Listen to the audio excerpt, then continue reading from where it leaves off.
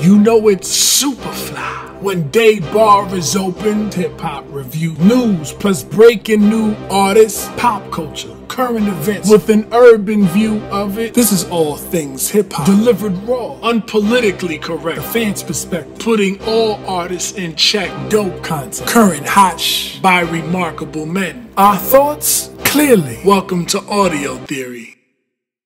Yo, welcome back to the Audio Theory podcast. If you're new to the channel, please hit subscribe as well as the like button. Today we have another special guest, Leoden. Thank you so much for joining. I will let your boy Danny do the honors of introducing you, but really excited to get into your music and just who you are as a person. Yes, sir. Very, very excited. Finally, we promised everyone we're going to have guests this year. Seemed only right that Leoden, also known as Chris, also known as my older brother, who has an album dropping this coming week, will be our second interview. So super excited, bro. How you doing? How you feeling? Talk to us. Good. Thank you for having me on, man. I feel good. I got this album coming out on Friday, and it's been interesting. It's been a journey because I started this project with a concept in mind, and like I wanted to stick to it. At times, it felt like I could easily veer and do other side projects or break it up into two projects. It was just crazy. But I finally finished it, and I stuck to what I set out, like the goal I set out to accomplish with it, and I couldn't be happier, man. Couldn't be happier. Amazing. Yeah, happy to be here with you and Blair. So thank you guys again. Of course, man. No brainer for us. All right, so we want to just break it up a little bit because obviously we're going to jump into who you are as a person, who you are as an artist. Do you even consider yourself a rapper? All that stuff, right? Obviously, all the New York influence is obviously glowing through you right now with the Fitted On. But we want to just do a couple icebreakers just to make sure you feel loose, we feel loose, and people get, to learn a different side of you, right? Cool. So real quick, Biggie or Tupac? Pac. Any reason why? Well, because you're my little brother, bro. Like that. Pac is my all-time favorite rapper of all time. Number one on my list because he was more than a rapper. He walked me home every day from school in the 90s. He gave you the courage to like just walk through that block you don't want to walk through after school, bro, because you know niggas be robbing niggas through that block. If you had Pac in your ears, you had a bulletproof vest, and for that, it's a whole different animal. It's not just rap. You know what I mean? It was a whole different. You had an older brother walking you home. Nice. Nice. So but obviously, still a fan of Biggie, though, right? Just huge fan. Yeah. It was just more. I don't know why my older brothers were into Pac. I kind of just got grandfathered in. I didn't really have a choice. Nice. Appreciate that. Blair, what you got? Mm-hmm. On that same note, just sticking with the whole New York concept, what about Jay-Z versus Nas? Jay is my well, I think we're going to get to all time top five list later, but Jay-Z over Nas for me. Similar reasons. He was just teaching at the time where I started, learning about the streets and just kind of getting my feet wet. I was out in Washington Heights and Harlem and stuff. What Pac did for me in high school, Jay did for me when I was on, just getting my feet wet on the streets. You know what I mean? He was just walking you through shit that actually, mattered in life. Like, yo, don't do this, do this. Mm-hmm. If you're gonna hustle, carry yourself this way. And that's just priceless. That's beyond rap. Again, Jay did something that transcended rap for me. Yeah. And I'm sure at that age, he was schooling you. You probably apply even more at that early 20-year-old age, right? Oh, you're so malleable, and you're like, yo, honestly, nobody else is teaching me shit. Like, might as well. This dude is like, you got a main source to some game. Like, if you be stupid not to listen or take heed. All right, and then Nas, I hate to just say that way. Nas a beast in his own right, you know, and he's a hell of a storyteller, and it's just that element of you know, having a teacher there to guide you through shit in life that you're dealing with every day, you know. I think Jay was more of that for me than Nas. Fair enough. All right, and we could take a little bit of a left turn and make this a little bit more laughable. Chick-fil-A or Popeye's chicken sandwich? I thought we were gonna talk about politics. Chick-fil-A. I'll go with Chick-fil-A, to be honest. I was in the Navy, and when we used to do chow runs, man, Chick-fil-A was right off base, and I just got hooked on those. We didn't have.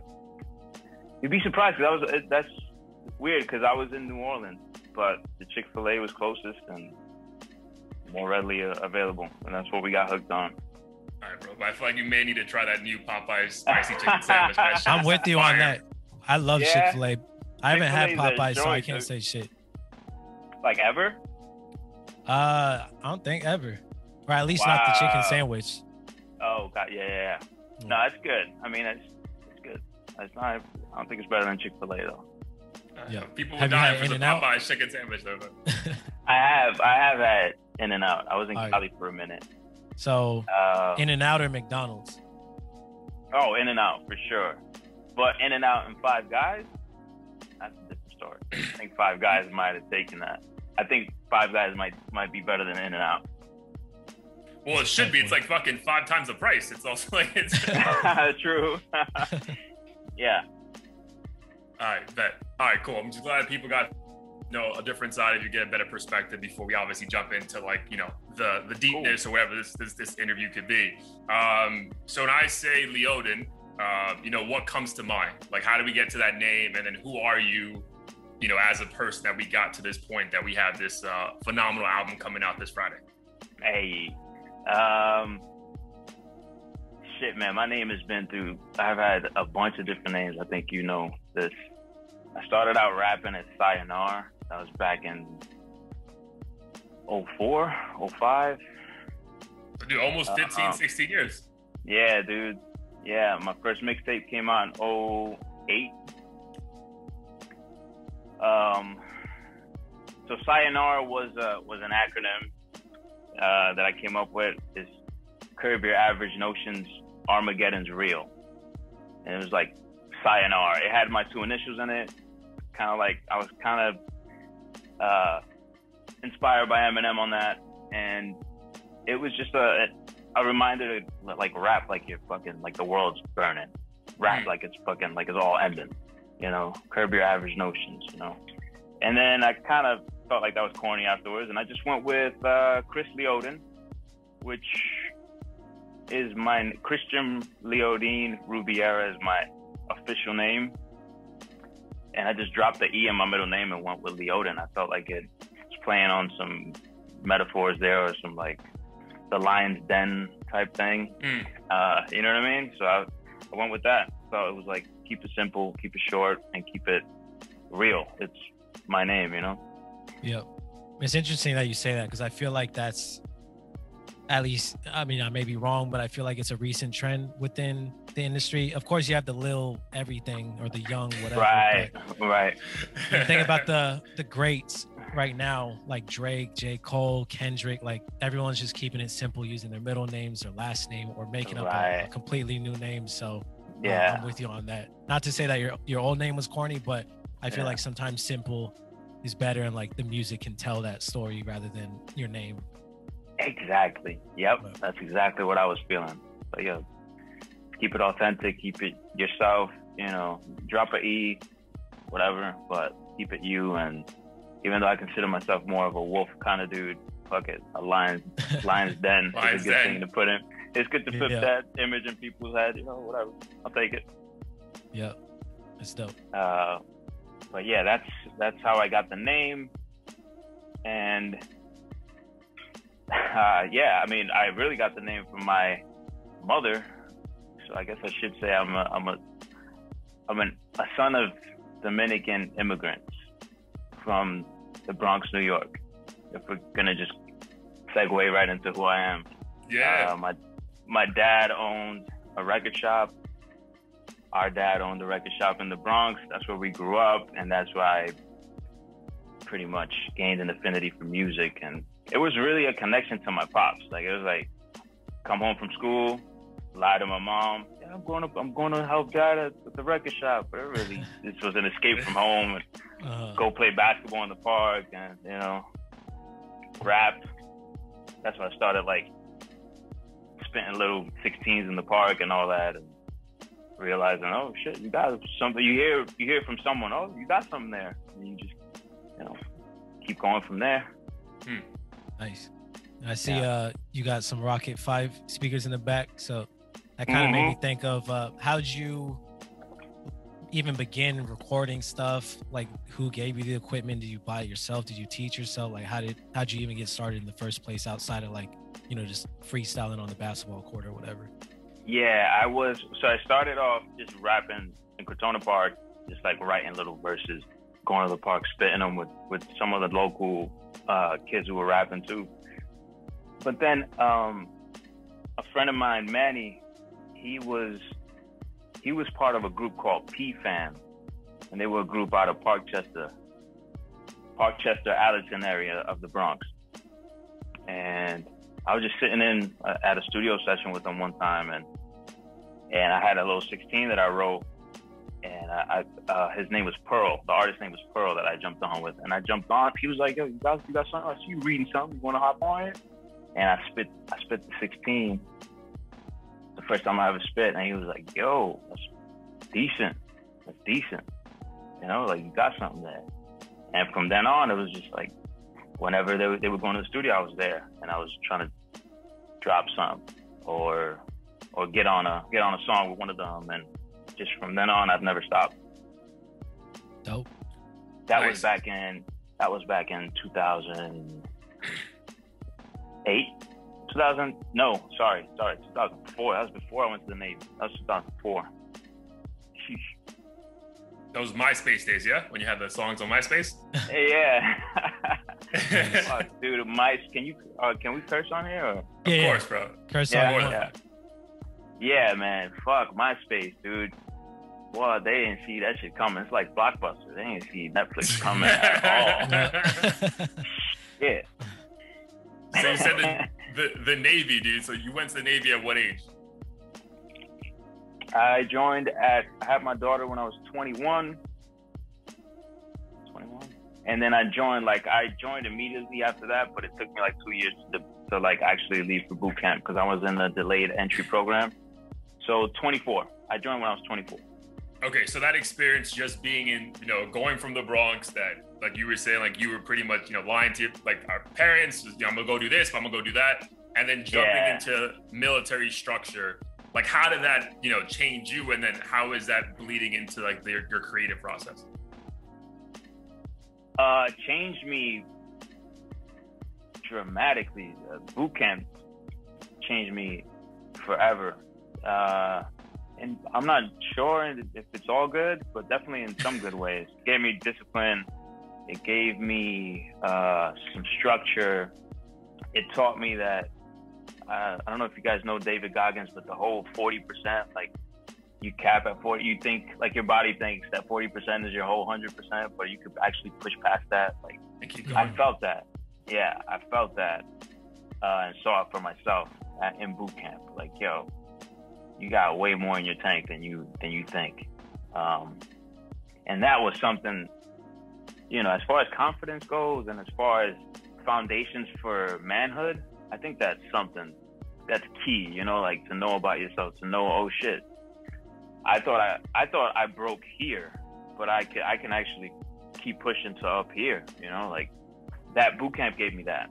And not only physically, it gave it to me mentally too. Like it gave it to me psychologically, like one of the stories I always tell is the chief petty officer one day in boot camp, we're all standing at attention at the foot of our racks, and he just walks by and he sees, I was married at the time, he sees my wedding band and he says, Rubiera, New York, what do you think your wife is doing right now, huh? like, yo, just like that, bro. Like he just like Damn. was in my nose to nose, and I had to stand at attention. And I broke attention, and I was just like, and I looked at my the other petty officer, like, don't do it. Like, yeah, don't fucking do it. Don't you do it. And I had to like, he was like, oh, tough guy. Mountain climbers, begin. And I had to like do mountain climbers the whole night. And like, yeah, it was so like, but at the end of it, at the end of boot camp, like that guy came and gave me the biggest hug, you know? It was just like, he was trying to make me stronger. And I could have easily lost my cool and fucked up my, you know, the rest of my life, got court-martialed or whatever, got kicked out of boot camp. But that was a major lesson for me. Like, this, as soon as you get angry, you lose. Right. You know? And how did that experience impact, you know, your like journey into rap, and how did that influence it from that point forward? Well, it influenced it greatly because I got introduced to Lil Wayne. Coming from New York, I was in New Orleans. Well, first I was in Pensacola, Florida, where niggas was like, yo, Lil Wayne. And I was like, I'm from New York. You know, you automatically got that arrogance about you. And I was like, man, get the fuck out of here, little who? What? Yo, bro. And then I heard, I think it was the Carter. Fuck, I forget which Carter, but one of the Carters. I think it was just the Carter. Maybe number one. And when I tell you I was blown away, I was like, just like, holy shit, this is a whole different cadence. This is a whole different swag. This is a whole different, you gotta be there to understand it. You can't just, niggas in New York ain't gonna get this for a couple of years. And that's the way it was. Mm-hmm. That's the way it was. You know, certain people always like shit from the South, but it took a while for people to realize, oh no, Lil Wayne ain't going away. Like, he's going to be one of the greatest ever. Yeah. Yeah. So how it influenced me, the Navy specifically, was moving down South and, you know, getting put on to T.I. and Lil Wayne and Scarface and Outkast. And that, you know, that's some of my favorite music now. You know, whereas before it was just more Northeast rap or New York shit. It's dope because the last dude Just Adam, who we interviewed, Danny and I, he also mentioned Lil Wayne as a big influence. And I think a lot of people, the South has this stigma attached to it because, you know, you think of like mumble rappers who you can't really understand and they're just rapping about their grills and lean or whatever. But when you bring up people like T.I. and Scarface and people like that, like a lot of the stories and they told and just their cadence was so unique and dope in its own way. So that's interesting to hear that they had an influence on you when you were down south. It humbled me. Sorry to cut you off, Danny, but it humbled me.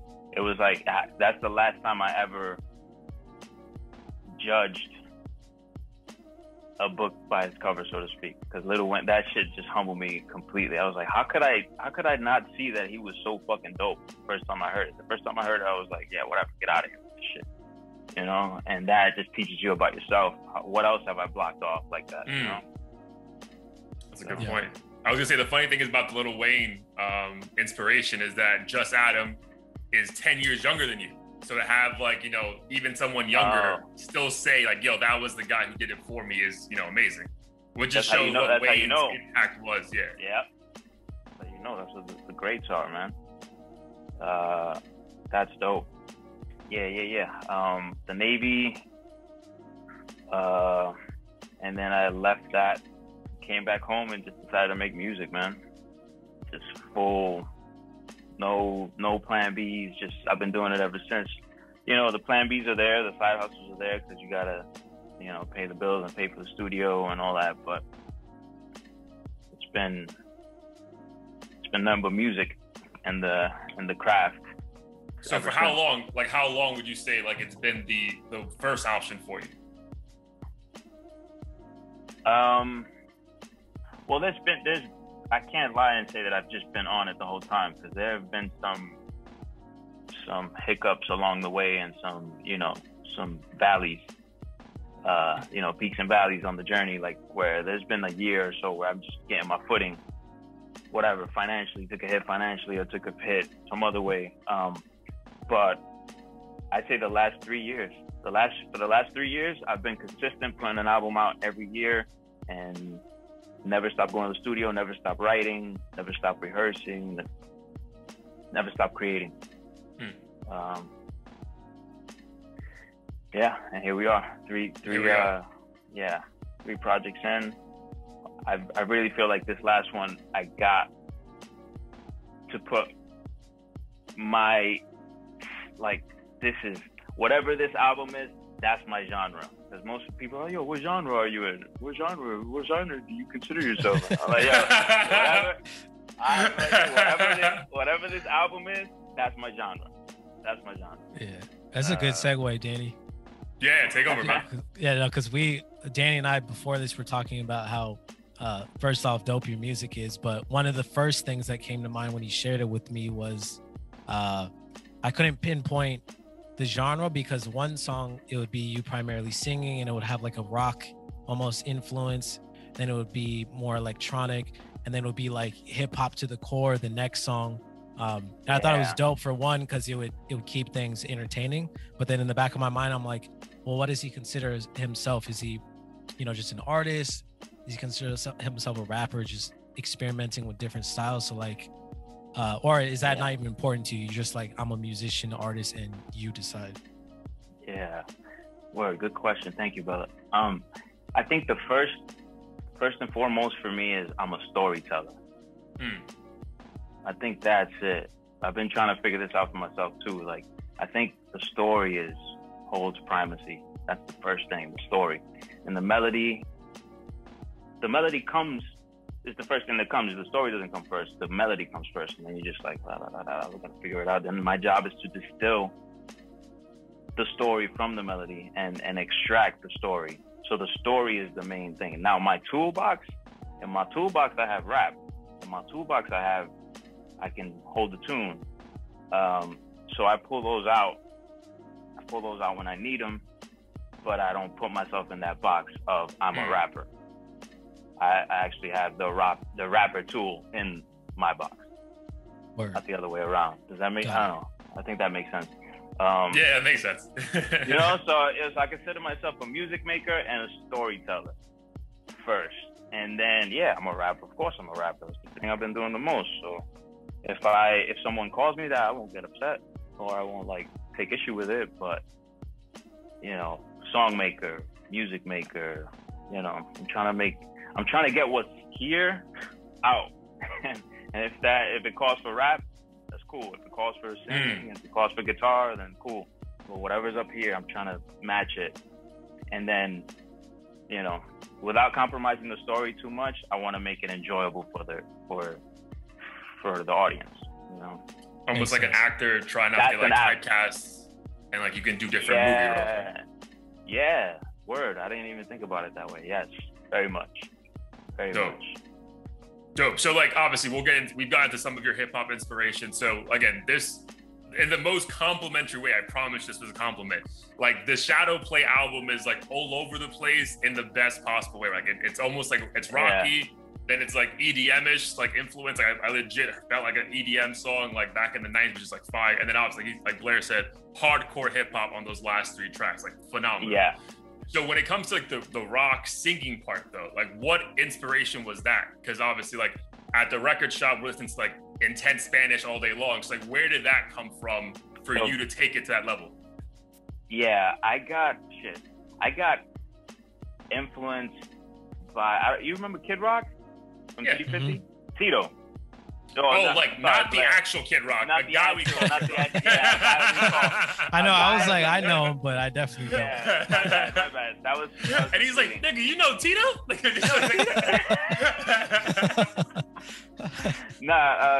There's a guy we grew up with he's like an older brother to me. He lives in the building we grew up in the South Bronx. His name is Tito, but everyone in the building called him Kid Rock. And he would come around and play. He introduced me to Korn. He introduced me to Pearl Jam. I'm like 18, 19. So he introduced me to Nirvana. And What else did I listen to with him? Rage Against the Machine was through him. So I had this whole other, like, I would meet up with him and he put me onto this whole other style of music that I was like, I always kept with me. And even to this day, this like stuff I listen to the most is, you know, the Strokes or the Black Keys or Kings of Leon, or it's very rocky. You know, I listen to a lot of Gary Clark Jr. You know, so that's where the rock influence comes from. I wasn't so much Nirvana in the late 90s, but I was very much Pearl Jam. I was a huge Pearl Jam fan. And, you know, that whole grunge scene, if you're born in the 80s and you were coming up in the early 90s, there's no way of escaping it. It was part of you, you know? Mm-hmm. So that I definitely, being someone who was a teenager in the 90s, I want you to hear those influences in my music, because it's there. I can't get around it. That freestyle music, like, you know, Stevie B or TKA, or a lot of that 80s music that was really synth heavy, or, you know, I like experimenting with all those sounds and keeping them alive, because I think, you know, they could easily just fall away into history. Some of us don't keep it alive, you know?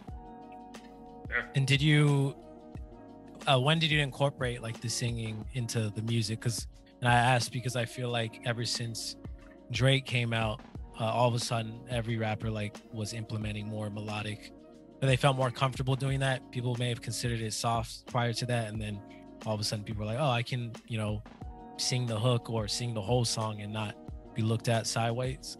So curious for you if there was a certain point in time where you're like, okay, like now I want to take this step and experiment with, you know, singing and doing something different than just pure rap.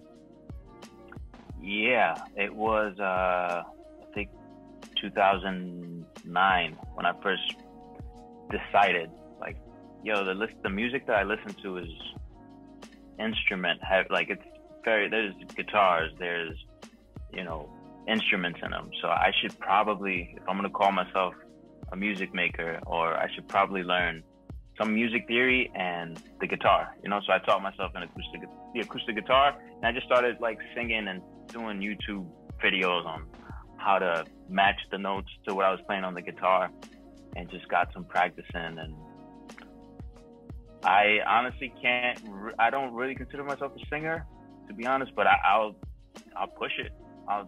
I'm in the studio with Fredo, and I'm like, yo, you think I can hit that note? And he's like, let's try it. Let's try it, bro. Let's do it. Let's go for it.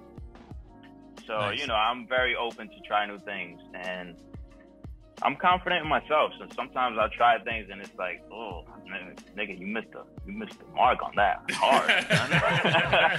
You know? You missed the mark hard, son.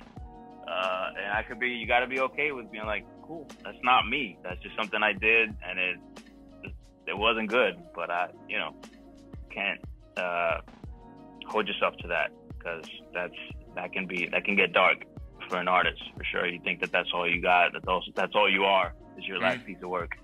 Yeah, it's that Navy mentality. Yeah, the best thing you can have is a good a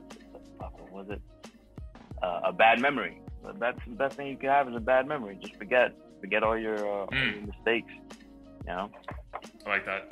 So production wise though, like the people you started rapping with or making music with years ago, who's with you now? Like, do you have like the same circle in the last 3 albums? Like, what's your process right now? Nobody, just me. Oh, only Fredo. I have the same engineer, the same producer for over a decade now. He's been with me from the beginning. But the whole crew that I started with, going to Fredo with, we've all gone our separate ways, you know, amicably, but sure. Yeah, just I find it really hard to work with the artists, yo, to be honest. Because I want this project. I just want every little detail to be exactly where I want it to be and how I want it to be. And then, you know, not that I don't think I'm hard to work with, because I'm really open, but then I won't have the same fervor and passion for the project as if it was just my baby and I get to do what I want with it. You know what I mean? Perhaps that is something that I need to change. And I'm open to that. But for now, I just like being me, my notepad and my ideas to you guys. Hopefully, I'll meet an artist that I can like seamlessly groove with and make some magic with. That would be dope. But for now, but a lot of people say though, like that. I feel like an artist needs that. Obviously, you two know better than me, but I know like I feel like Drake has always worked with the same producer engineer in 40, and then like Pop Smoke's producer was the same guy for all of this. So I feel like that sometimes you just need like your musical soulmate that you're not really trying to explain, but hey, you know what the fuck I'm trying to do right now. Yeah, man. This guy, I go to, I don't gotta do shit. I just walk in there. He knows where my vocals need to be, what to do to add, like what he knows what I'm trying to do before I know it. Sometimes it's kind of crazy, but it's dope. It's one of those, you know, if it ain't broke, don't fix it type shit. Yeah. And I don't know if Danny mentioned to you, but I'm a artist as well. And I haven't really collaborated with that many artists either. Sometimes I find myself just like you I'm very like peculiar with the sound I want and things like that. And deep down, I'm like, shit, I might drive somebody else crazy if they work with me. Cause I know how I want it to sound. And I don't want to be that dude who's like, yo, man, like, can you actually do this and this? It's just easier for me to like do my thing, have it mixed the way I want and be in this story. And I know a lot of like, when it comes to like music, career advice, a lot of people are like, get out there and collaborate with everybody. But I don't know if that's necessarily the case unless it's a right fit. Because I mean, someone like J. Cole, he doesn't really collaborate with people for his own projects. I know he features on a lot of people's stuff, but it seems like he's one of the few artists that's like, this is my baby, I'm gonna make it how I want, and that's like end of story. So I feel like that's completely fine with how you're approaching it. Yeah, that's interesting too, because I have zero qualms about going to do a feature on anyone else's project. Like, if you want me on your project, yo, but on my shit, we gotta do some planning. We gotta do some PowerPoints. I don't know. We gotta figure some shit out for my shit. That's funny. So I would ask you this, and I guess almost like to both of you actually. So, Chris, you growing up in New York, like, how did, because sometimes like in great shows or movies, like New York is almost its own character, like in that, right? So what role did this New York play in like the artist you are today? And then Blair, I'll ask you the same thing when he's done. Like, what role did growing up in LA play in like the artist you are today? Word.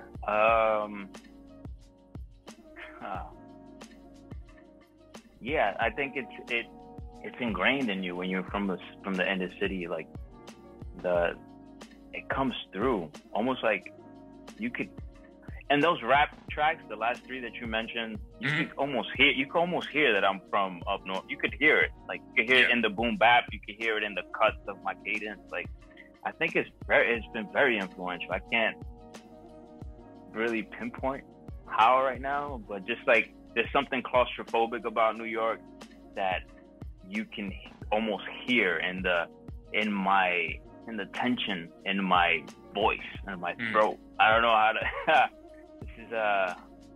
This is an interesting one, but I think there's something about tall buildings, narrow spaces, that just makes you a fucking slick talking, fast paced, you know, kind of like cutthroat kind of person. And if what about like the cold winters that just make you kind of just feel like everything fucking sucks? Like, how did that play a role? Yes, and it's just grungy. Like, yo, this is grungy. New York winters, man. It's like it makes you cold. Like, when you would have stopped for that, you would have stopped and gave that homeless person $1 when you first moved to New York. But after a year in New York, you just walk by, bro, and you feel bad. But you're like, yo, I gotta keep walking, fam. If I stop for every one of y'all niggas, like, I won't get nowhere. I'm not gonna get anywhere I'm going. So, yeah, it's definitely, it's a gift and a curse, you know. I think New York is great. It gives you something that you can't buy, you can't learn at any university. But, you know, unfortunately, I feel like that it's healthy to leave at some point, bro. I love my city, but at some point you gotta make moves, even if it's just for a year or two, and then come back. But just so you see what's out there, man, that shit changed my life. Leaving New York changed my life. When I was like, yo, people live open like this, bro. Like the first time I moved down south, I was like, yo, this is a whole different lifestyle. They got acres. Man. Yeah, you got acres for like a fraction of the price. Yeah. So it definitely, I think it affects your psyche being from a big city in ways that I probably couldn't even articulate. Yeah. And Blair, how about you? Just like making music, how did like the upbringing in California, palm trees everywhere, like how did that play a role in like how you think you deliver music? I mean, so LA is obviously a bit more open. It's kind of got more of a laid back vibe. So, I mean, that's who I am as a person and kind of bleeds into the music. In terms of what I grew up with, I mean, I think a lot of LA music, at least at that time, was very gangbang heavy. I'm from the suburbs, so I don't know shit about that, but it's what I love. And obviously I couldn't replicate that in my music, but I think the certain like cadence of the flows and just the beats that I like and stuff like that, in some way shape the music that I create. And another thing is like just being in LA, a lot of the people I meet, out of towners particularly, are really trying hard to like fit in and be Hollywood. And I think a lot of native LA people aren't like that at all. And unfortunately it gives the city a bad rep because like a lot of people are deterred from wanting to come here just because they know like the kind of vibe that people here give off. But 9 times out of 10, it's the aspiring actress from fucking Tennessee who like wants to be on the in and party with all the influencers who have say within the industry and shit like that. Where someone like me, like I hate Hollywood. I never go there unless somebody's visiting, like Danny or something. They just want to take a picture of the Arnold Schwarzenegger star on the ground or whatever the case is. Yes, that's my brother. So that's in my music. Like I try to like incorporate that a little bit, just talk about how like everyone's trying to make it and shit, because I see it so much. I know people who like come here to do that, and for me it's not important. I just want to make the music. So I think that's how it's kind of influenced me up until this point. Yeah, that's interesting. That's dope, dude. I'm also looking forward to listening to your stuff. I didn't know you were an artist. For sure, man. I just started back again. I stopped for 10 years, mostly because I got a job, and then over time things got busy, and then I was like, am I too old to be doing this? Is it corny? I was just like self-conscious. And then the pandemic hit, and then Danny and I got more serious about the podcast, and I was like, you know what, like why would I stop? Like, it's music, I love it. Who gives a fuck what anybody thinks? And fortunately the people around me like were pushing for me to do it back, to bring it back.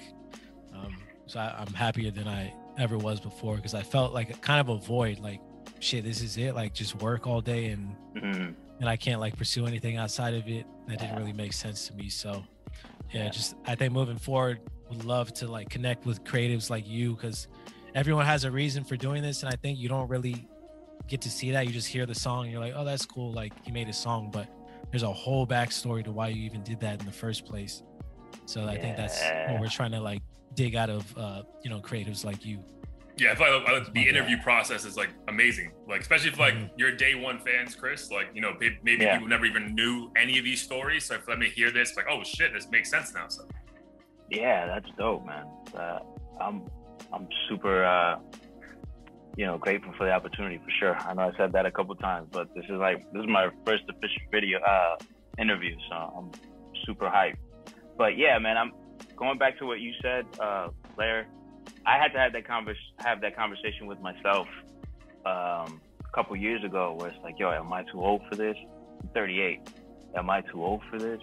Like, who's gonna want to hear this or any of that? And I just decided, I was like, yo, this shit is not for. if it helps someone else, if it like benefits someone else, then that's great too. But that's not what this is for. This is me trying to excel at my craft and see how much can I push it. Can I really sing? How good can I sing? Can I play the guitar and kill this riff real quick and make this into a song that doesn't sound anything like anything I've ever done before? Like, and that, once you take it on that way and you look at it that way, it really becomes irrelevant. Like what, you know, how old you are, you know what I mean? Like fucking Louis Armstrong was making dope shit at 40 something, you know? Yeah. I think it also helps that you're part vampire and you look 25, motherfucker. Thank you, bro. I know. Wait, you said 38? Yeah. Oh, yeah. If Danny said you were 25, well, I wouldn't have questioned him at all. Yeah. I usually roll with that. Like if I'm out, you know, with my brother or whatever, we're like, shit, you can say 21 even. Thank you, man. I appreciate that. But yeah, man, it's about the craft, man. For me at least, it's about the craft, and hopefully, you know, some recognition would be nice. I'm not gonna lie about that and be like, I don't want. Right. So I was gonna ask you that because you just mentioned the craft. You're trying to see if you could hit certain notes. So like, but what are the milestones that you're trying to achieve now? Like, is it just like how good I can get with certain things in the music, or like, are you trying to like, hey, I want to sell these many or get these many streams on Apple? Like, what are you trying to, like, what are the goals you have for yourself right now? Yeah. I want to knock one out of the park. A classic song, I guess it would be a viral song, but I want one. That's my attempt with Masquerade was, like something really good, something Daft Punky, something like catchy that you want to listen to every day, all day. You know, that right now, I think that's, if it's goals, it's like, yo, make a fucking good song that lasts 20, 30 years. Like, when you know, that somebody still wants to hear this shit after I'm no longer making music. Yeah. So that, you know, that's a good way for me to think about it. If I start thinking numbers and streams and shit like that, I usually get depressed, bro. Yeah. So I'm gonna be honest with you. If I start thinking like, you know, I want this many likes, or I want a blue check mark. I do, obviously. I'm not gonna lie. I would like the recognition of, yo, this nigga is dope at what he does. You know, I want that. I'm not gonna lie and say I used to lie to myself and be like, no, I don't want anything from these niggas. Yeah. But nah, man, I do. I'm being honest, but that's not what it's about. That's not the number one. The number one is telling the story. The number one is telling the story and reaching that one kid who's like 20 something. Who's like, yo, am I too old? You know what I mean? Like, yo, what? Nigga, I'm 38. You ain't too old. Keep going, and you got this. You're gonna kill it. You're gonna kill it eventually if you don't stop. I don't know. I think that's my message. If there is a message that I have, that's it. Like, you could do it. Just keep going. And if you could be from the South Bronx, you could be from Chicago, you could be from LA, anywhere. And if you are a principle-centered individual and you fucking set your goals, and your goals, you're gonna kill it, and just keep working at that. You're gonna get out of where you're at. So the circumstances don't define you. You know, you can get out of it. Sure. I feel like I'm ranting now. No, bro. This interview is about you, dog. Rant all you want. Yeah. I'm supposed to rant. Yeah. But on that note, I think, you know, I'm really glad you touched upon that, because with the pandemic, I think it was a great reset for the world. Obviously, it was a terrible time for a lot of people as well, but I think it gave us a chance to slow down and really focus on what matters. Like I mentioned earlier, that's the whole reason why I even decided to pursue music again and work on this podcast more seriously with Danny, was realizing what makes me happy and then being like, all right, I'm gonna allocate more hours to this.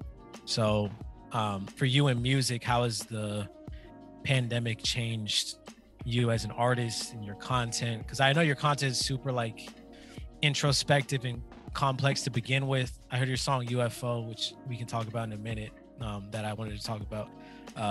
But how has that changed everything in terms of how you perceive the world and want to like get your message out there? It's interesting, man, because there's a lot of little political things that I put in the album that, you know, can be construed in different ways, and I kind of want to leave it nebulous so that people come out feeling, take from it what they will.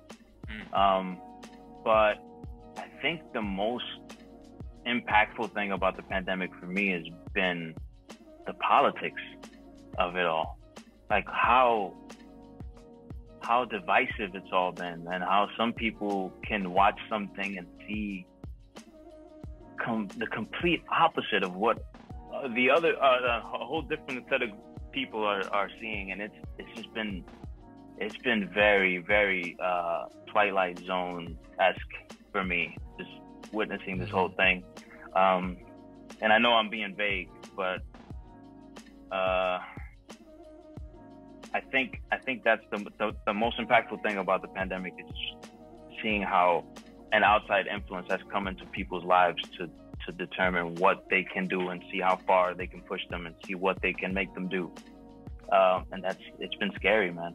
As far as for the music, it's been amazing for my music, because I get to be home more and be with my thoughts, and when I get angry at the TV, I could just put it into that song, you know, and like get it out that way, and not have to text my friend who has different politics, you know, like, Yeah. So yeah, I think that's been it, man. Like, how many masks are we wearing now? We're wearing two, 3 masks now. Well, in Texas, there's no masks, so. In Texas, there's no mask. Yeah. I wear my mask every day, but like, dude, who knows what? Like, the confusion of it all. It's so confusing. Like, to try to keep up with all this stuff, it's Yeah. It's been a lot, man. But hopefully we'll be out of this soon. I think with the vaccines, and you know, I think someone told me that we should be, with the way they're producing these vaccines, we should be out of this in about 90 days. Shit, I don't know, because I keep seeing stuff on Instagram, all these anti-vaccine campaigns, basically convincing people that they're injecting AIDS into you, or something similar to it. So like, even though that quote unquote cure or treatment is here, I don't know how receptive, you know, the average American is to it. You know, I'm worried this is gonna carry on for like 2 years. You think so? Years. I hope not, brother. I hope not. I know a couple people who've gotten the vaccine, and they seem fine. I'm willing to take it. I'm down to take it, whatever. I just want this shit all this shit to be over, bro. I know. And then I have friends who are staunch anti-vax people. I have friends who hate the anti-vax people. So, you know, that's what has been the most frustrating about the pandemic, to go back to that, is like, bro, I don't even want to talk politics. I don't want to lose friends. I don't agree with this. I don't really agree with you. I don't really agree with you. But yeah, man, I think soon we're gonna look back and be like, yo, wow, people were so at each other's throats over what, yo? Over what? We all want the same things, basically, at the end of the day. Right. You know? I know one thing that we've been begging for, and probably want this to end, is to finally go back to seeing live music performance via DJs or artists and all that stuff, right? So I know you've been doing this for so long. Have you experienced your own performances already yet? Or this is mainly just you in like a studio and then putting the music out? Like, have you performed in the past, and how was that experience for you? And then how much do you miss it? Yeah, man. Yeah, I performed when I was doing, I had a whole acoustic set. It was just me rapping on my guitar. And I had a homie who worked at Piano Bar downtown in LES. So I played all Brooklyn. I played Piano Bar. I played the Delancey. I played a bunch of shows. I miss it for sure. I just have not played any of my like rap shit. It's always just been acoustic, me and my guitar. So this new album, I got a looper, and I'm rehearsing, like, performing it live from my looper, and like dropping the beat with the looper, and then recording the riffs. Most of the songs on the album I played guitar on, so like a little riff in the background or whatever. So I'm gonna try to build it in front of the audience and then perform that way, kind of like what Grimes does, or I forget who else uses a looper. But what's a looper exactly? A looper is something like I can connect my guitar to it. It's like a four input machine, and you can record your guitar, hit play, and it'll do a 4-bar loop of the riff I just played. So it'll do a loop, live loop, and then I could go to the next input, hit drums, and build a beat, and then let that loop. So I'm building the song in front of the audience, and then all I have to do is sing, and I can change it out. Dope. Whenever there's a change, I can hit the change at the chorus or whatever. But it's a really good instrument to have when you're trying to be an experimental, artist. Yeah, I'm just, for some reason you started explaining it, I'm just thinking about Kanye at the VMAs just hitting like one note on the machine, and then everyone just loses their fucking mind. Check out an artist called Grimes. She's actually Elon Musk's wife Elon now. Musk, yeah. Okay. She uses a looper. Whenever you see her perform, she's using a looper, like, to do her shit. Got it. So that's live shows for sure. I play live shows. I'm gonna be honest, I'm much more of a lab, like being in the studio. I enjoy being in the studio way more than I enjoy performing, but I do enjoy right after the performance better than almost anything. Like the rush you get after you step off stage is so fucking dope. It's just everything leading up to it is nerve-wracking. Yeah. Yeah, I've only done a couple shows, and definitely was overthinking everything beforehand. I was like, why am I doing this? I'm gonna fucking trip and break my face or something. But as soon as you successfully get through it, like, you feel on top of the world. So I definitely resonate with that. Yeah. Those endorphins kick in, man. You're like, oh. Yep. Yeah. I know one thing we wanted to ask you that we got approval from management to ask you. So people talk about, like, they smoke weed to get inspired. We're all drinking tequila right now to calm our nerves and get the thoughts flowing and not, get in our own space. So have there been any things you've experimented throughout your adult life that kind of helped you come up with certain ideas and logic much better? And if so, express, what they were. Absolutely. In 2012, I went on a psychedelic retreat, and I did ayahuasca for the first time. And that shit, I shouldn't say that shit. That experience completely, radically, and unequivocally changed the trajectory of my artistry forever. It was just like, there's before ayahuasca and after ayahuasca. For sure. So what was the before? Before was just more, it would have been a whole album of the last 3 songs you guys heard on this album. Okay. It would have been mostly just like, gotta rap, try to like fucking murder every line with bars, and then ayahuasca just did something. I had such a powerful first experience on ayahuasca, man. It was one of those things that you get goosebumps, it's been what, 9 years now, and I still remember it like I was like this right now. I had a past life regression with the guy who was sitting next to me, who was laying next to me during the ayahuasca ceremony. We both woke up and realized that we had the same experience. We were both in Siberia. It seemed like Roman times, like Roman Empire times. And we were both watching our town, our village, be destroyed by an army. And we both knew that we were gonna die, and we were just swinging like little handmade weapons, like a chain, and I had like a little axe. And I just knew, I felt the terror in the pit of my stomach that I knew I was gonna die, but we were charging and we were gonna fight to the death to protect our village. And I thought I was just having like my own thing. And I woke up and I discussed it with my boy Adam, we're still boys to this day. And he was like crying. He was like, bro, I was there. We lost everyone in our family. I saw you. I was like, yeah, I saw you too. It was powerful, bro. Like one of those things where I was like, yo, there is definitely, I was an atheist before that. I don't know if you knew this, but I was like, for years, I was just like, nah, I was an atheist. And after that, I am now a believer. I'm not saying I'm religious, I'm just more spiritual. And I saw something that I couldn't unsee, you know? I saw something that I couldn't unsee. And it wasn't God exactly. It was more of think of a golden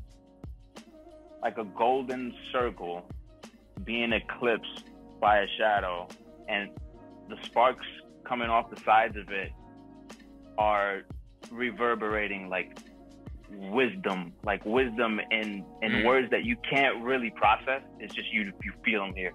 And everything is just like, you feel like you met your mother for the first time and she's holding you in her arms like this. Like all inhibitions, all ego, it just dissolves for those 5 hours that you're under that.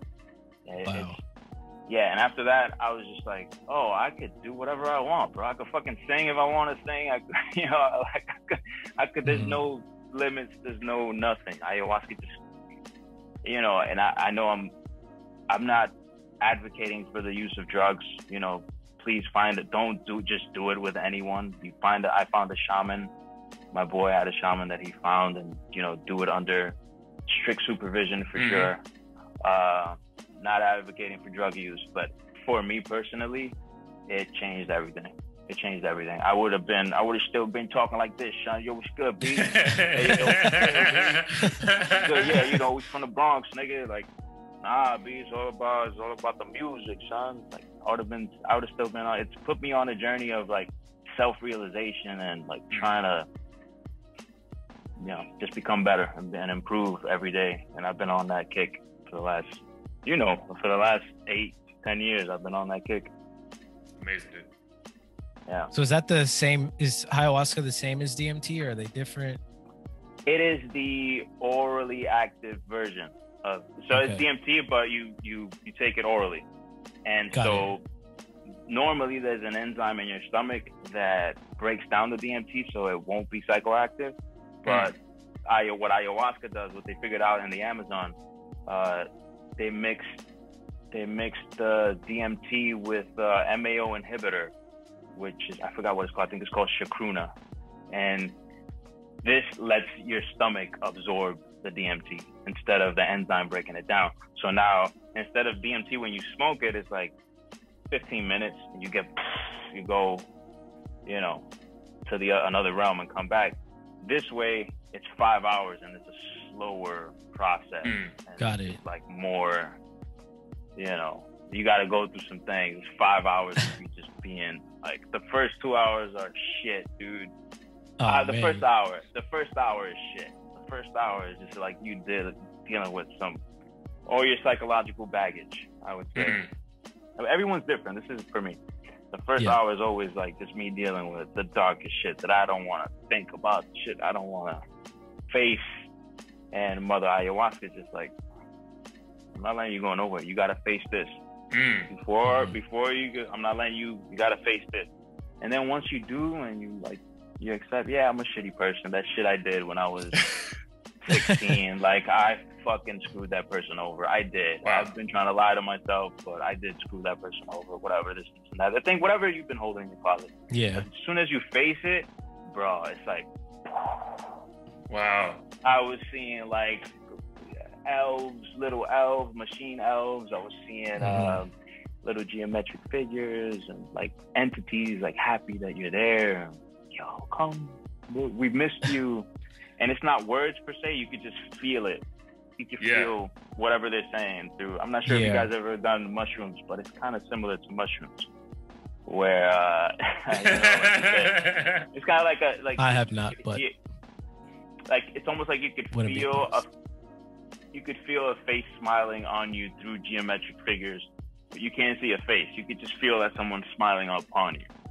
Yeah, the best way I know how to put it. I had an experience once with mushrooms a year ago, and we were on the beach, like Miami Beach, just literally like I went far away from a lot of people because I couldn't be around people on it. Like I needed like to be like calm. Bro, but it felt on that, like literally like the God or the universe just like took a filter to the sky, and like that shit was the shiniest I've ever seen the world, bro. Like just like an understanding of like everything is exactly the way it needs to be, and if it's not this, then it's probably not for you. And it was just like that, like, so yeah, hell yeah, like because you feel like everything is all right. That's the one lesson that you get. It's like everything matters, but it really doesn't matter. Like that's the one thing. Like that's the one thing that I kept getting. You get this feeling of you're okay. Like everything is okay the way it is, and just be. Stop trying to force things to be something else. Yeah, and I think the reason why I wanted to bring this up was because when I got my recent tattoo, the guy had talked to me about his DMT experience and ego death and how like none of this really matters. And I was born Christian into a Christian family, but over time, I think around sometime in college, I kind of came to the conclusion, not to discredit any religion, but I got exposed to many more religions like Buddhism and stuff. And I just was like, you know what? All these religions can't be wrong. All of them can't be right. So I'm personally not going to subscribe to a specific one, but I know there's a deeper meaning to all of this. I just don't know how to like pinpoint it. I was never atheist, but was more like, I guess, agnostic, you could say. Like, I don't know what all this means.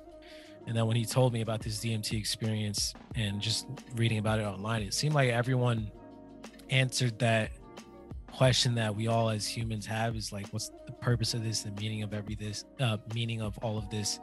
And it wasn't, written out on a fucking chalkboard or anything. It was just like a feeling that came about, and it seemed like it changed people's lives in a way that, reading a scripture couldn't. So I think that's what intrigued me, why it was an experience where I was like, do I want to do this? It seems scary as hell because it's like, you're not just, it's not like you're smoking a blunt, just chilling and watching TV. Like you're in a whole nother realm, it sounds like.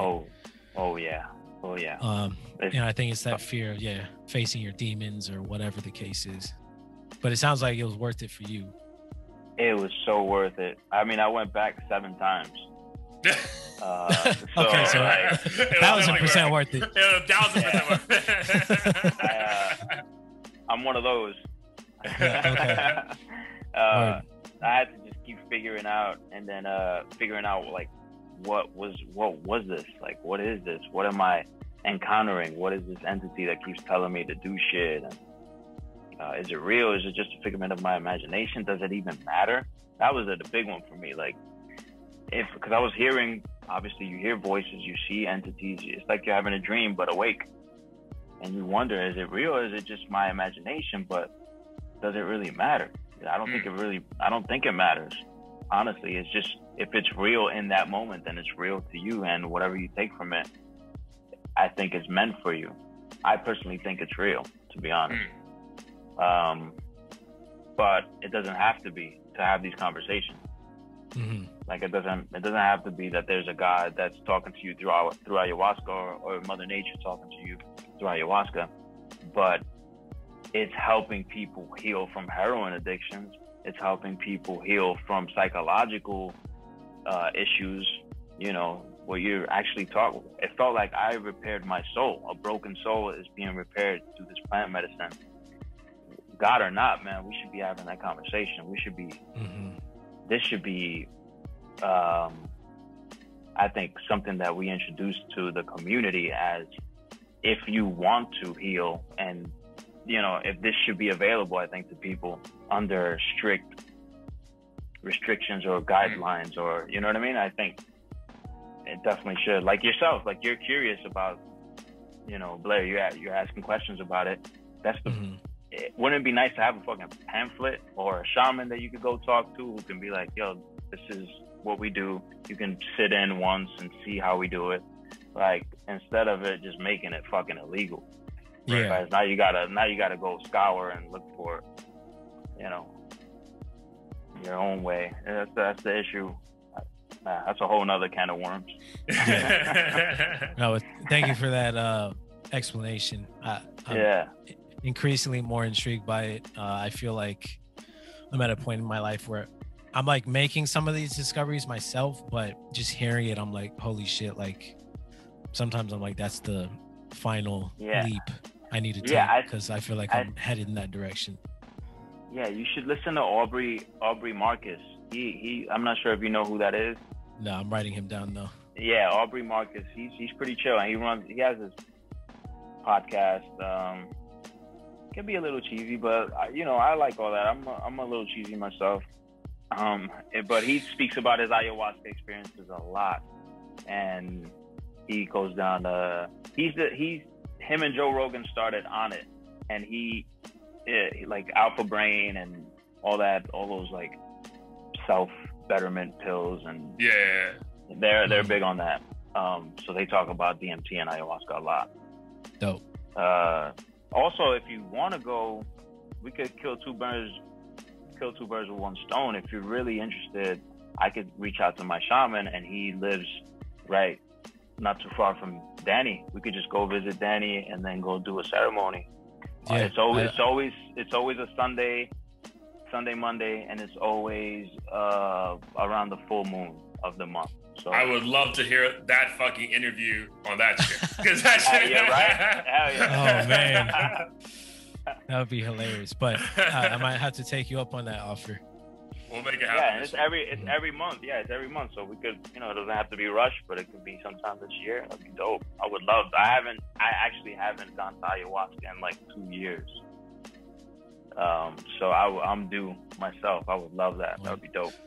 Yeah, we'll make it happen. We might have like a collaboration album about us being in Serbia or whatever. That'd be sick, saving the village. Yeah. This time we win though. Fuck, we got decimated last time. Well, maybe this is a good segue to the album, because obviously I want to jump into ShadowPlay that drops on 3/12 this Friday, right?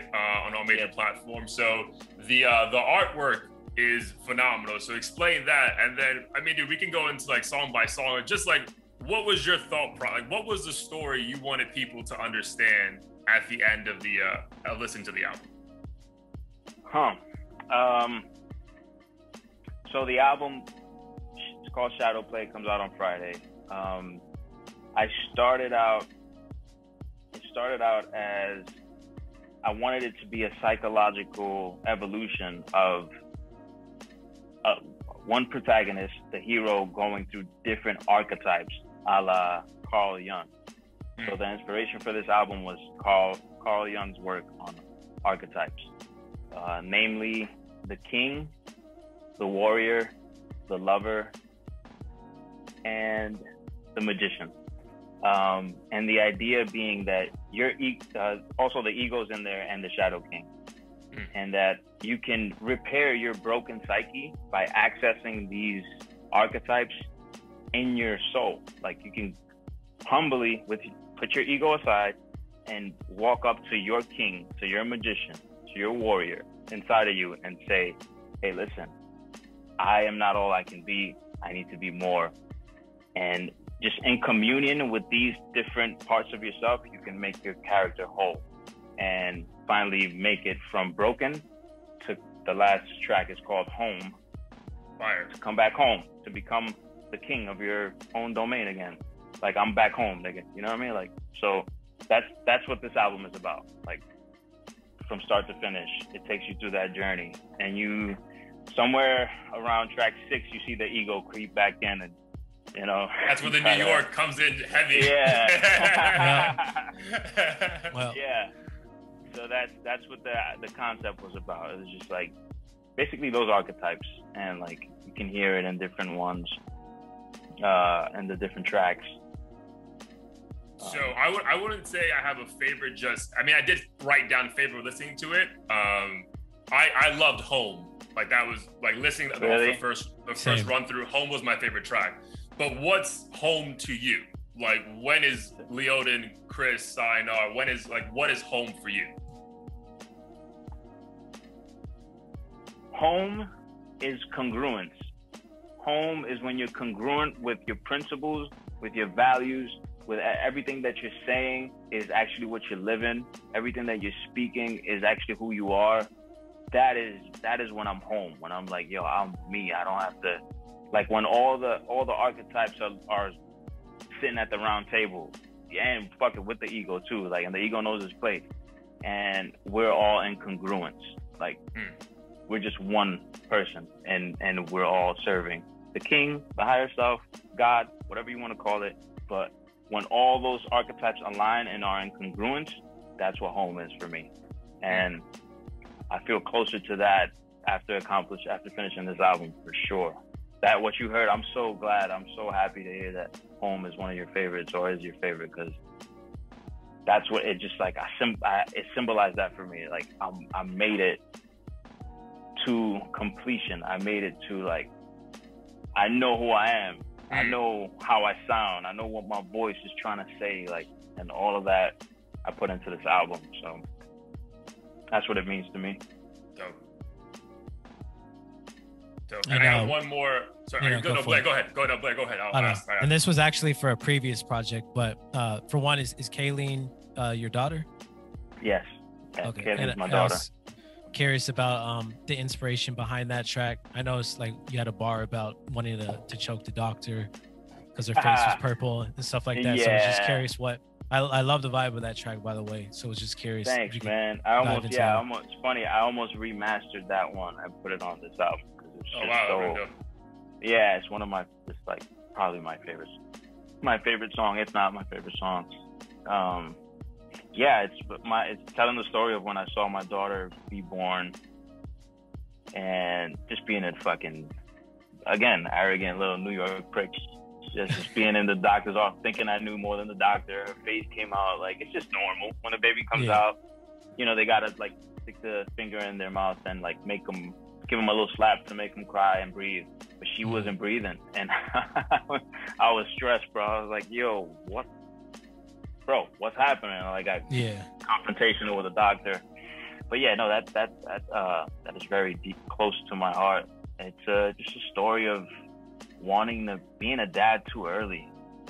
Not too early. That's a strong way to put it. Not that I obviously wouldn't change a thing. If I could go back, I wouldn't change a thing. But it's one of those stories. Like, man, I could have been a little more prepared for being a dad. Like, for being a dad, I could have had a career first. I could have, you know, and now because of my choices, someone else is suffering. All that wasn't, I put all that into that song, and I think you can hear it.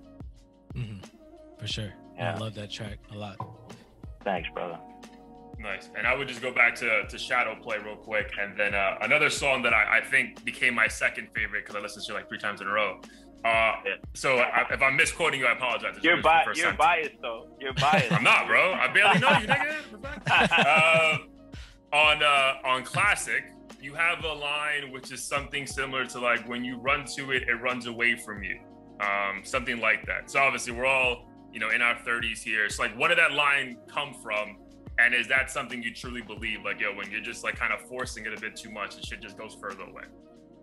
Yeah, absolutely. That's a quote that I actually put it, like, I read it every day.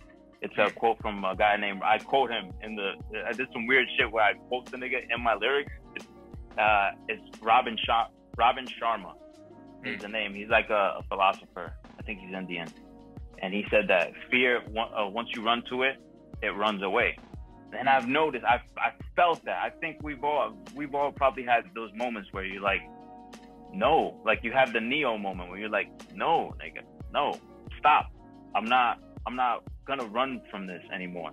And then when you face it, it just, you know, the Freddy Krueger effect. When you turn your back on it, it doesn't affect you as much for some reason. It's kind of like a bully.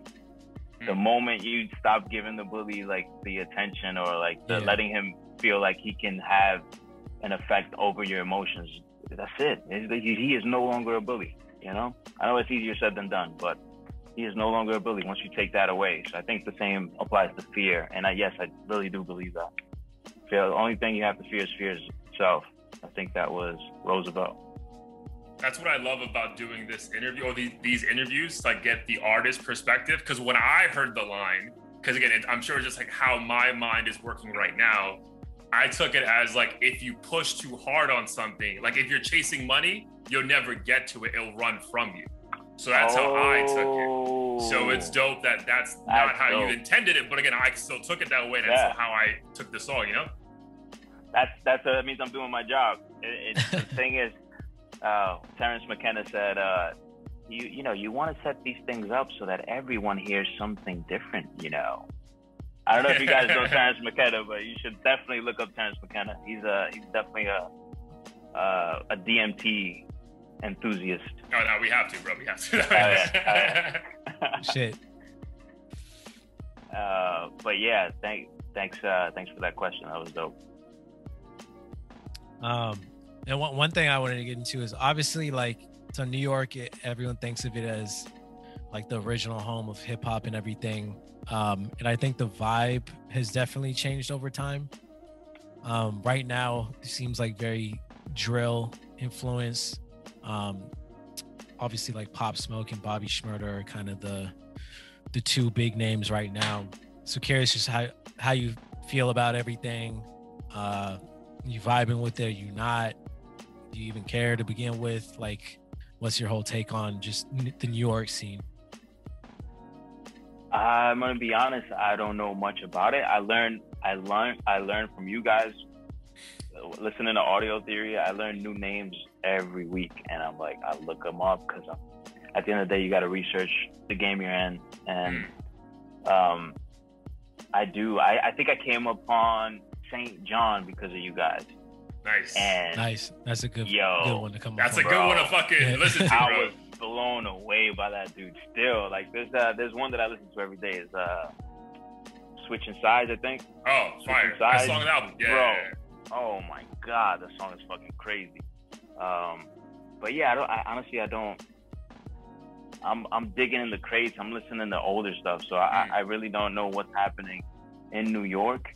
I do love Pop Smoke's music. I like swag music. I can't make it. I think the closest I came to making swag music, I call it swag music. I don't know what you guys call it, drill or whatever. What did Pop Smoke make? Drill music. Yeah. Brooklyn drill, yeah. Brooklyn drill? Okay. I thought it was called something else. The Woo? Somebody keeps what's that's the like Woo? His that's kind of like just his, I mean, it's his gang, but like his signature Gotcha. Yeah. Like Woo, this is Woo shit. Gotcha. Right here. Like Gotcha. I call it swag music. It's music I listen to when I'm when I'm getting dressed, I'm in the car, I'm going somewhere, like I'm trying to feel myself. Like I love that music. But it's not what, I'm gonna be honest, it's not what I go to when I'm when I'm listening for myself. If I'm listening for myself, I'm listening to Outkast, I'm listening to the Beatles, I'm listening to Jimi Hendrix, I'm listening to older stuff, you know. Just because I think that's what I'm aiming for. What I'm aiming for is to make a song that transcends genres, really. And also like timeless. Yeah, that's what I'm aiming for. I mean, yeah. Do you feel like just knowing your own character, obviously becoming more like mentally developed yourself as you get older, do you feel like you try to like tune that shit out because like you might get influence from that and like just change who you are as an artist, and you just prefer like almost like being in your own little like silo by like into your own shit? I think there's an element of that for sure, because I think you guys can hear from my music, I can adapt really well. Like if you put me in a room with three artists that are sounding a certain way, I can match it. I'm not gonna be as good as they are at their craft, but I can match it. So yeah, there is I do fear that if I listen to too many things, it will influence me. But there's also the opposite, where I don't listen to anything that's happening for a long time, and I come out with a fucking song, and then I hear Drake or someone similar that has the same melody, and I'm like, fuck. Fuck, I gotta scratch this song because we were fishing in the same melody pool. God damn. That happened. So it's good to keep an ear out because you might be doing something that someone else is already doing, you know? Yeah. And that's not a good look. It's funny that you brought up St. John, because St. John's idol, if you're not familiar, is Lenny Kravitz. And when I was listening to some of your songs where you're singing more, sometimes I would actually think of like Lenny Kravitz or even like St. John a little bit. Sick. Yeah, that's dope, man. Yeah, Lenny. I went through a Lenny Kravitz phase. I think Danny did too. I remember Danny going through a Lenny Kravitz phase. Facts. It was Lenny Kravitz and The Doors. That's it. Like a year. Yes, The Doors. I thought, you were into Kings of Leon too. I remember. Yeah, I saw him. I had a free concert on campus. So that's why I saw him. Yeah.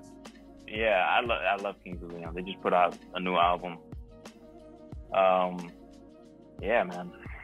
So for you though, and we're probably gonna wrap this up a little bit, but for you, like I don't know, obviously Blair's working on a project now. You've had 3 projects.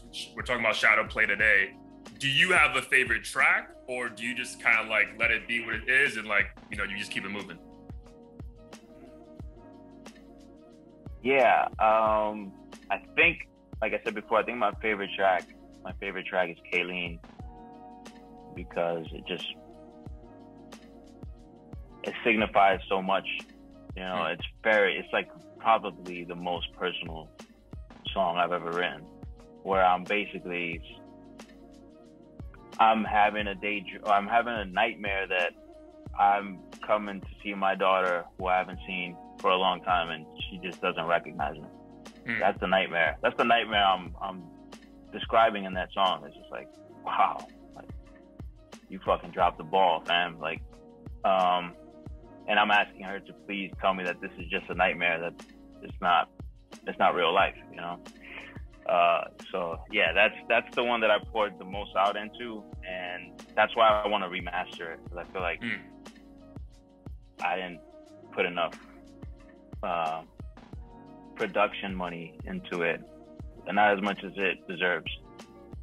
Oh, you can put on ShadowPlay deluxe version. Like drop it again. Yeah. Bonus right there. That. Yeah.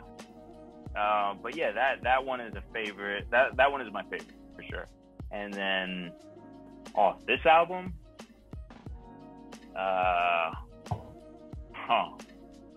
it's a toughie on this one. I really love a lot of the songs on this. Pew, pew, pew, pew, pew, pew. Yo, Shooters. Actually, Shooters was my attempt.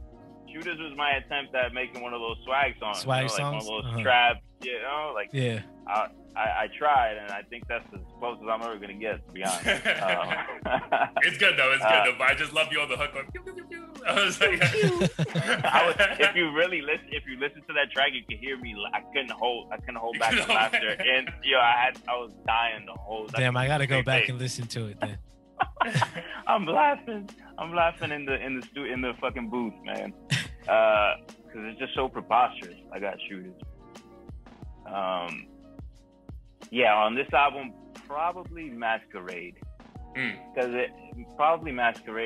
it's a different sound, and I love Daft Punk, and I love the Strokes, and that one song on the Daft Punk's album.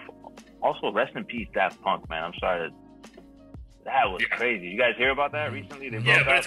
It's a weird feeling when like they like rest in peace, but they really haven't dropped anything in 8 years. But it's like, we obviously it sucks that there's no more coming in the future. But it's like you want to know, you want to know that they're out there together somewhere. And it was kind of heartbreaking.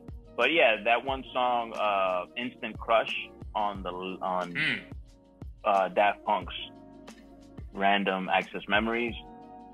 That was kind of like, I feel like Masquerade is my version of, that's one of my favorite songs ever, and my version of that dancey, happy, almost the little boy inside of me getting ready to leave and embark on a journey type feel to it. It's very youthful, it's very innocent. I like that, and the album ends very not innocent and very dark. So I like Masquerade for this. It's probably my favorite one because it's the brightest, and and the new, like it's a new sound for me. Dope. Yeah. Nice. And do you, in general, like, do you find yourself listening to your own music outside of, like, of course, you know, you just finished the project and you want to make sure it's suitable to your wants and everything, but like, do you find yourself, I don't know, just chilling at the crib having a margarita or whatever, and you're like, I'm gonna throw on Leoden instead of Nas or something? Never. Really? Never. Only now. Like you said, only now. Only leading up, so I can catch any little things that I might have missed. But after Friday, I probably won't listen to that any of these tracks. Interesting. Unless someone else plays it and they want me to listen to it, or.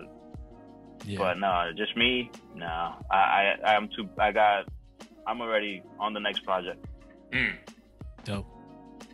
That makes sense. On the next project. Yeah, I feel like, I mean, you obviously, when you make the songs, you've heard the beat 1,000 times, you've rehearsed the verse 1,000,000 times. So like, once it's done, it's like, all right, this is for everybody else.